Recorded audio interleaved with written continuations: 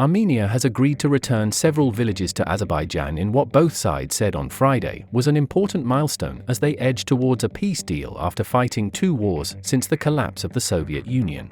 Azerbaijani Foreign Ministry spokesperson Aykan Hajizada posted on X that Armenia would return for villages near the country's shared border that had been under occupation since the early 1990s, and called it a long-awaited historic event.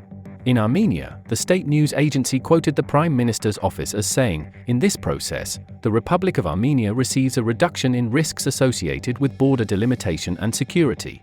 It said the handover in practice involved only 2.5 villages, because Azerbaijan already partly controlled the settlements involved, but added that the demarcation of the border was a significant event. The settlements are deserted but are strategically important as they are close to Armenia's main highway north towards the border with Georgia, through which much of its trade is done, and to the pipeline through which it receives gas from Russia.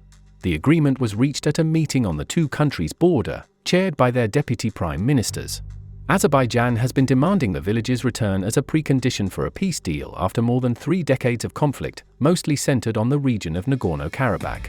Momentum shifted dramatically in favor of Azerbaijan last September when its forces staged a lightning offensive to regain control of Karabakh, where ethnic Armenians had enjoyed de facto independence since the mid-1990s.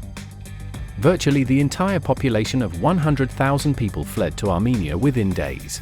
Russia posted peacekeeping troops in Nagorno-Karabakh after the last major war between Armenia and Azerbaijan in 2020, but said this week it had begun withdrawing them.